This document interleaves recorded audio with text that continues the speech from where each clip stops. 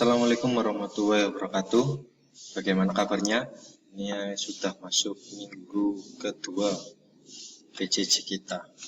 Oke, kita langsung saja masuk ke materi yang berikutnya. Kalau kemarin kita sudah bahas daging, entah itu daging ayam, daging sapi, daging kambing, daging babi. Oke, materi berikutnya adalah telur. Apa itu telur? Ya, telur adalah zigot yang dihasilkan melalui fertilisasi sel telur dan berfungsi memelihara dan menjaga embrio. Fertilisasi sel itu apa? Fertilisasi sel adalah proses perkawinan. Ya, jadi ini materinya hampir sama dengan biologi, ya, biologi atau IPA. Ya, IPA. Kalau kalian dapat pelajaran IPA, saya yakin pasti belajar tentang telur juga. Telur merupakan salah satu bahan makanan hewani yang dikonsumsi selain daging, ikan, dan susu. Umumnya, telur yang dikonsumsi berasal dari jenis-jenis burung, seperti ayam, bebek, dan angsa. Telur-telur yang lebih kecil seperti telur ikan, kadang juga digunakan sebagai campuran dalam hidangan, atau nama hidangannya itu adalah kaviar. Nah, ini adalah gambar dari strukturnya telur. Ya, kalian bisa digambar mungkin di buku catatan kalian. Yang pertama, cangkang telur. Nah, ini cangkang telur ini adalah, ya, ini bagian terluar dari telur. Biasanya fungsinya untuk apa? Fungsinya adalah untuk pelindung utama bagi telur. Ya, bagian cangkang telur ini memiliki pori-pori untuk keluar masuknya udara pada telur itu. Ya, jadi cangkang ini memiliki pori-pori yang berfungsi untuk keluar masuknya udara. Kemudian ada membran cangkang. Nah, setelah cangkang kemudian ada membran cangkang.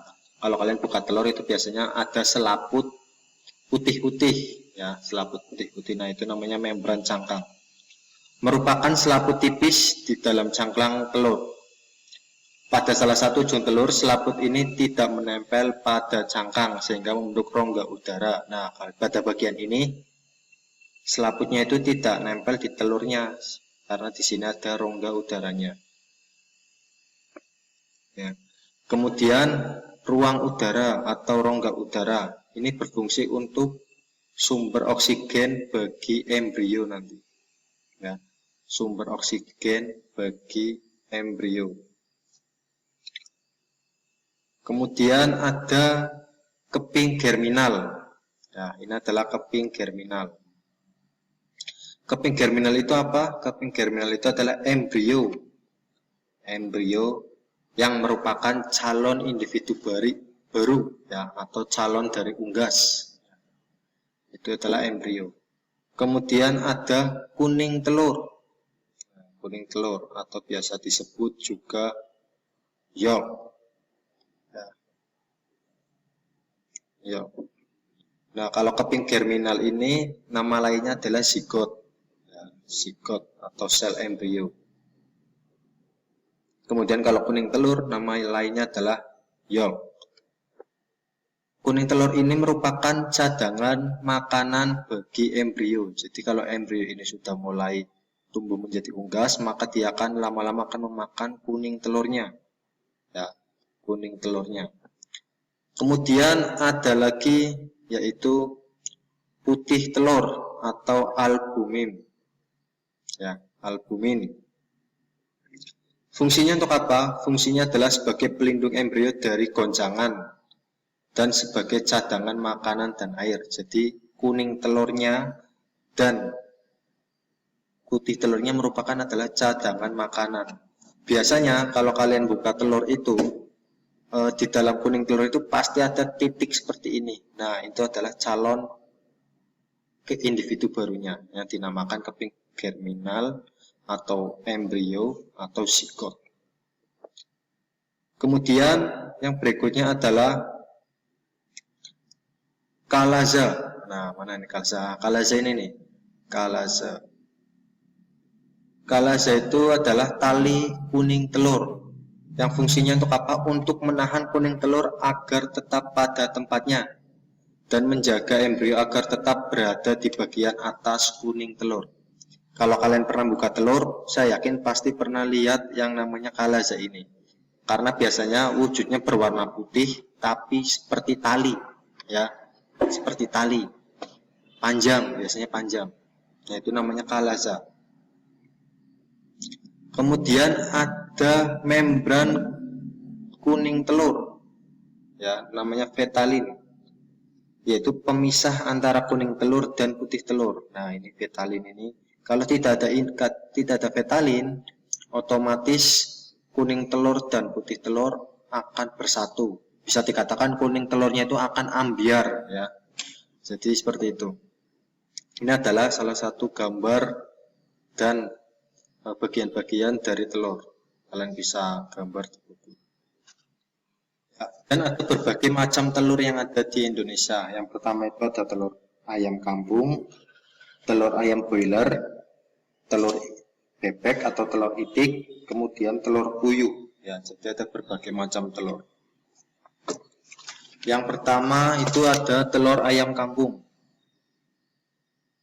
Ya, telur ayam kampung memiliki kualitas gizi yang lebih baik dibandingkan dengan telur ayam boiler. Dikarenakan ayam kampung mengkonsumsi berbagai jenis makanan. Kenapa dikatakan ayam kampung mengkonsumsi berbagai jenis makanan? Karena ayam kampung hidupnya di umbar, ya, seperti penjelasan saya sebelumnya. Jadi dia berbagai macam makanan itu dimakan, beda dengan ayam boiler. Telur ini mengandung 13 vitamin serta 8 kandungan mineral. Nah, nanti kalian bisa cari sendiri 13 vitaminnya itu apa dan 8 kandungan mineralnya itu apa. Ini adalah gambar dari telur ayam kampung. Saya yakin kalian sudah pernah melihatnya semua. Kemudian telur ayam lehor atau ayam boiler. Ayam boiler petelur umumnya bertelur tanpa pejantan karena mereka bertelur menggunakan obat-obatan atau tanpa pejantan. Seperti yang saya jelaskan sebelumnya, kalau semua jenis unggas itu pasti bertelur walaupun tidak mengalami proses perkawinan, ya. Jadi telur ayam boiler itu biasanya mereka disuntik oleh obat-obatan agar cepat bertelurnya, agar cepat bertelur dan memproduksi telur yang banyak. Jadi telur ayam boiler ini beda dengan telur ayam kampung, ya, wujudnya seperti ini. Jika telur ayam kampung kulitnya tadi berwarna cangkangnya, ya, cangkang telurnya itu berwarna putih, beda dengan cangkang dari telur ayam boiler yang memiliki warna coklat, ya, warna coklat. Dan kalau kalian perhatikan, warna kuning telurnya pun beda. Dan biasanya pada kuning telur ayam boiler itu tidak memiliki embrio. Karena apa? Karena ayam boiler tidak mengalami proses perkawinan. Beda dengan ayam kampung. Kalau kalian cek telur ayam kampung, kalau ayam tersebut mengalami proses perkawinan, pasti ada embrionya atau ada titik merah atau titik kuning yang tebal pada kuning telurnya. Nah, berikut ini adalah perbedaan telur ayam kampung dan ayam boiler. Yang pertama, telur ayam boiler lebih besar daripada telur ayam kampung. Ya, dilihat dari beratnya, telur ayam boiler lebih berat dibandingkan telur ayam kampung. Ya, karena telur ayam boiler itu lebih besar, otomatis lebih berat. Kemudian warna cangkang. Nah, seperti yang saya katakan tadi, warna cangkangnya beda. Telur ayam boiler umumnya berwarna coklat sampai coklat muda. Untuk telur ayam kampung berwarna putih krem. Yang ketiga, warna kuning telur. Ayam kampung memiliki warna kuning telur kelihatan hingga kemerahan. Sedangkan ayam kampung berwarna kuning mulus. Oh, ini maksudnya, mohon maaf, saya salah tulis. Ya. Ayam kampung memiliki warna kuning telur kelihatan hingga kemerahan. Sedangkan ayam boiler itu memiliki warna kuning mulus, ya, warna kuning mulus. Ini saya ganti ya, ayam broiler berwarna kuning mulus. Jadi kalau kalian memecahkan ayam kampung dan ayam broiler, telurnya, kalian bisa cek warnanya, ya, apakah benar warnanya seperti itu atau tidak. Kemudian bau telur ayam kampung tidak begitu amis, ya, bau telur ayam kampung itu tidak begitu amis. Ya, kemudian telur itik atau bebek. Telur itik mengandung nutrisi 2 kali lipat dibandingkan telur ayam broiler. Memiliki cangkang yang lebih tebal sehingga tahan lama untuk disimpan. Hasil telur biasanya tergantung jenis makanan itik. Nah, di sini dikatakan hasil telur biasanya tergantung jenis makanan itik. Kalau kalian pernah makan yang namanya telur bebek, biasanya itu kalian buka, terus warna kuning telurnya itu pasti berbeda-beda. Ada yang abu-abu, ada yang kuning, ada yang merah, ada yang kuning berminyak, ya. Nah, itu semuanya adalah tergantung dari jenis makanan bebek tersebut karena mempengaruhi hasil dari telurnya. Makanya telur bebek juga kalau dibuat itu berbeda-beda. Jadi yang mempengaruhi telur bebek rasanya enak atau enggak itu sebenarnya adalah makanan dari bebeknya, ya, makanan dari bebeknya. Kalau pengolahan saya rasa semuanya sama, cara pengolahannya sama. Ya, cara pengolahannya itu sama. Nah, ini adalah gambar dari telur bebek, ya. Saya yakin kalian pernah melihat semua. Kemudian telur puyuh. Telur puyuh adalah telur burung puyuh yang kerap dijadikan bahan makanan di berbagai tradisi kuliner dunia. Ciri telur puyuh yaitu memiliki bercak-bercak tak beraturan pada telur. Nah, biasanya kalau orang Indonesia itu menyebutnya telur preman. Karena apa? Karena banyak tatonya. Karena di cangkangnya itu banyak bercak-bercaknya, jadi dibilang telur preman. Telur puyuh berukuran kecil, memiliki berat kurang lebih 10 hingga 12 gram.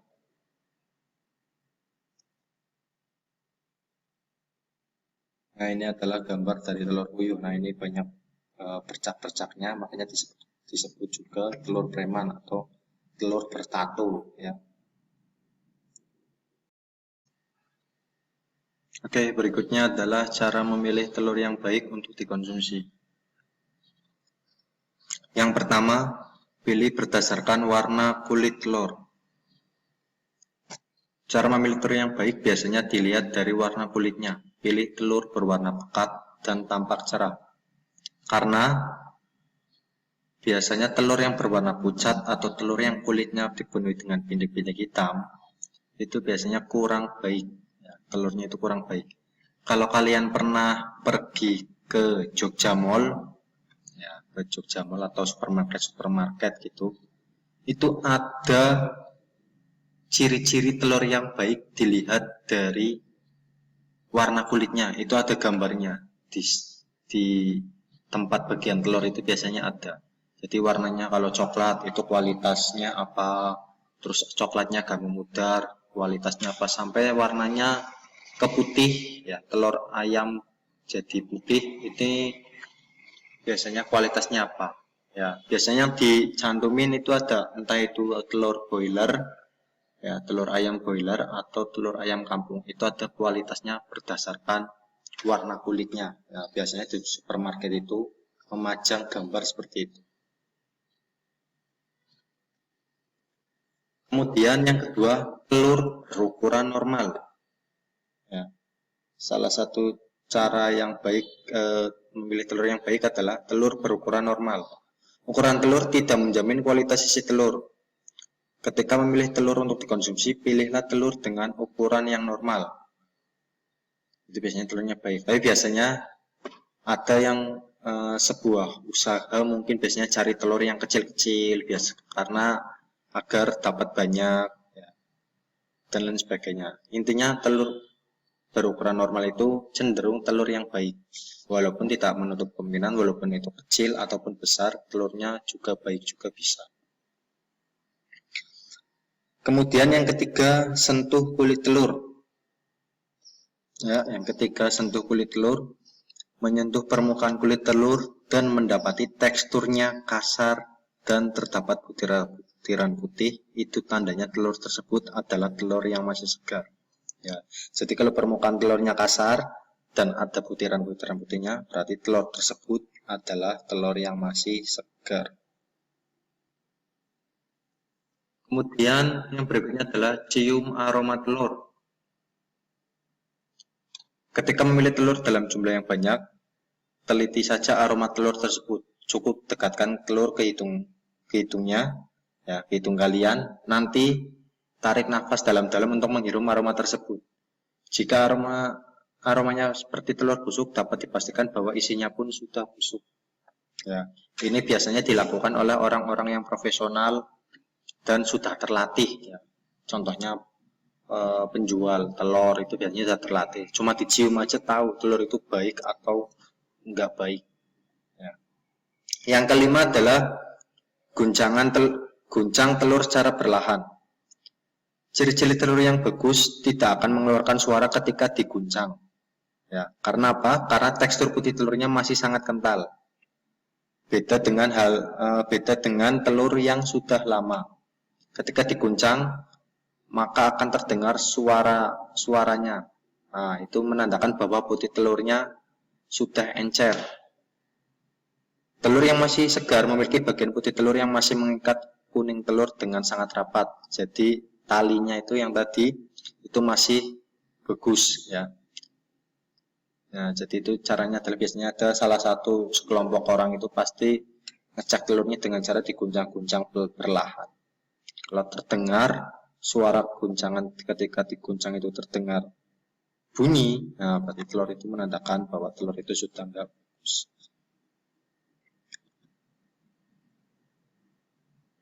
Yang keenam, rendam telur di dalam air. Ya, ada salah satu caranya biasanya ini dilakukan oleh pengusaha-pengusaha telur asin biasanya. Yang harus dilakukan adalah merendam telur ke dalam air. Nah, lalu cermati beberapa tanda-tanda berikut. Yang pertama, telur yang tenggelam dalam posisi tidur adalah telur yang masih segar dan baru berusia beberapa hari. Jadi telurnya itu tenggelam, benar-benar tenggelam. Itu berarti telurnya masih segar. Kemudian telur yang tenggelam dalam posisi tidur tetapi ujung yang lebih lebar sedikit terangkat, berarti sudah berusia 1 minggu. Ya, biasanya masih layak untuk dikonsumsi. Kemudian telur yang tenggelam dengan ujung runcingnya dan ujung lebarnya sedikit memencuat seperti mengambang, ini memiliki usia sekitar 3 mingguan. Itu mungkin masih bisa layak untuk dikonsumsi, tapi sebenarnya memang kurang baik. Nah, sedangkan telur yang mengambang hingga mencapai ke permukaan air adalah telur yang sudah rusak atau busuk dan sudah tidak layak untuk dikonsumsi. Ya, jadi itu adalah cara untuk melihat telur dengan cara merendam di dalam air. Ada 4 macam kriteria. Nah, ini salah satu contohnya, dari telur yang baik sekali, baik, dan sudah tidak baik. Ini hanya ada 3, harusnya itu ada 4, tapi nggak apa-apa, ini hanya sebagai gambaran supaya kalian tahu. Yang berikutnya, ketujuh. Ya, yang ketujuh, teropong telur dengan bantuan cahaya. Nah, biasanya ini juga dilakukan oleh para pedagang telur. Ya, dengan cara gimana? Dengan cara dekatkan ujung telur yang nampak runcing ke dekat lampu, ya, supaya bisa terlihat rongga udara di dalam telur. Ya, supaya terlihat rongga udaranya yang ada di dalam telur. Biasanya ada bayangan menunjukkan kuning telur berada di bagian tengah telur atau tidak, ya.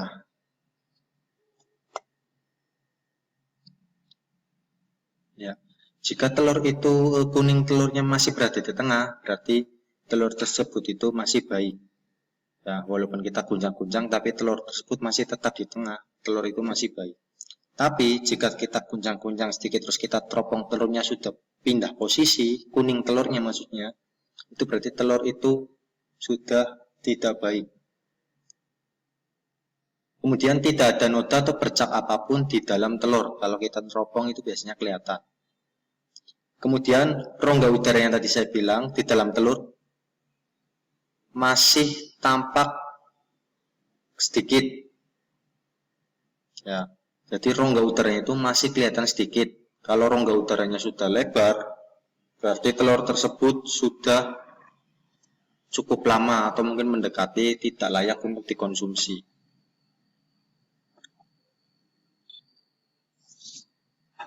Ya, biasanya ini dengan cara seperti ini, atau kalau pedagang itu biasanya menggunakan sinar matahari. Ya, sinar matahari diteropong gitu, kelihatan.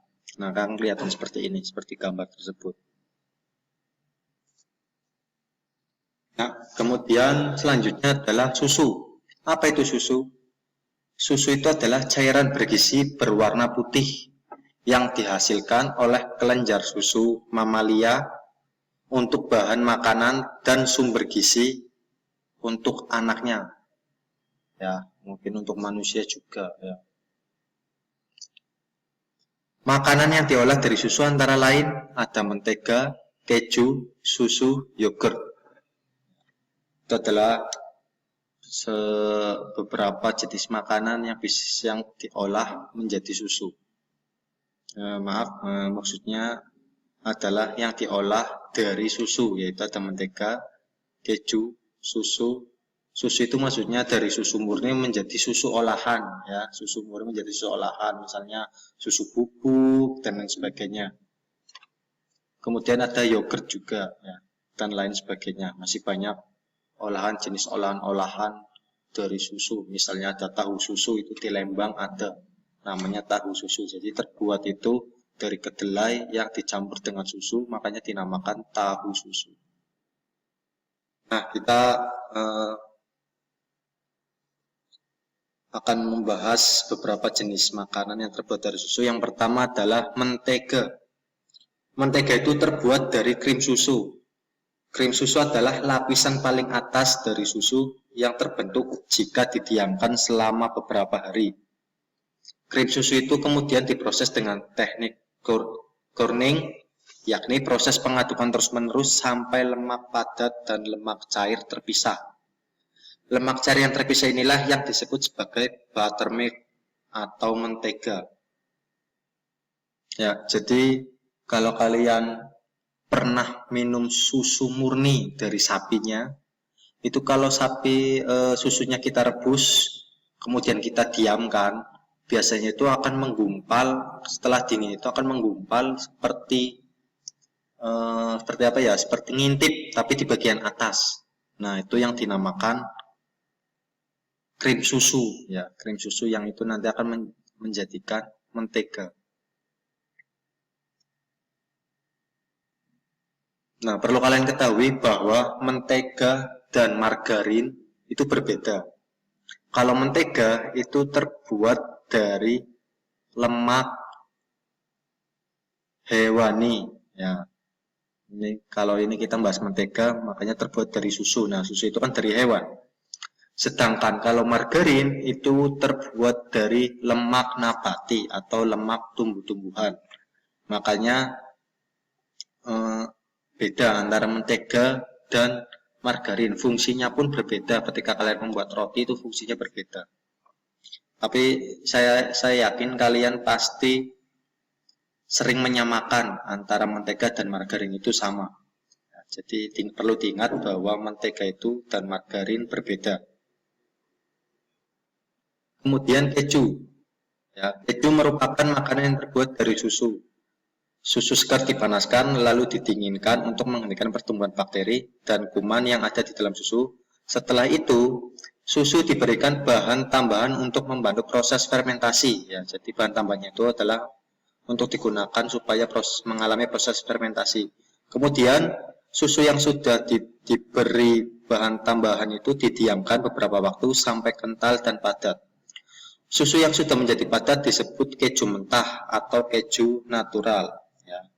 Keju natural. Jadi itu salah satu cara pembuatan keju. Kemudian yogurt. Yogurt itu terbuat dari susu yang dibuat melalui proses fermentasi bakteri. Nah, bakteri itu namanya adalah Lactobacillus bulgaricus, ya. Kalian pasti pernah dengar nama bakteri itu, tidak terasa asing. Nah, bakteri ini adalah bakteri baik. Ya, bakteri baik. Karena yogurt terbuat dari susu, kandungan nutrisi yogurt hampir mirip dengan susu. Ada kalsium, protein, vitamin D, B6, B12, dan sebagainya. Namun, kandungan lemak yogurt lebih rendah dibandingkan lemak pada susu. Ya, karena apa? Karena yogurt mengalami proses fermentasi. Nah, proses fermentasi itu, lemak yang berada di dalam susu itu sudah dimakan oleh Lactobacillus bulgaricus sehingga yogurt itu rendah lemak. Ya, yogurt itu rendah lemak. Makanya yogurt sering digunakan sebagai makanan untuk diet. Kalau kalian nanti suatu saat main ke Semarang, mampirlah ke pabrik yogurt, yaitu ada di namanya Cimory, ya, Cimory. Itu ada di Semarang sana. Di sana ada pabriknya. Ya, yogurt Cimory itu terbuat dari sana. Oke, mungkin itu saja yang bisa saya sampaikan untuk pertemuan PJJ kali ini. Nanti kalian silakan diperhatikan, didengarkan baik-baik penjelasannya, kalau perlu dicatat, ya. Dan persiapan buat kalian kelas 9 untuk praktek, karena kalian belum pernah praktek. Nanti prakteknya apa? Tunggu info selanjutnya. Oke?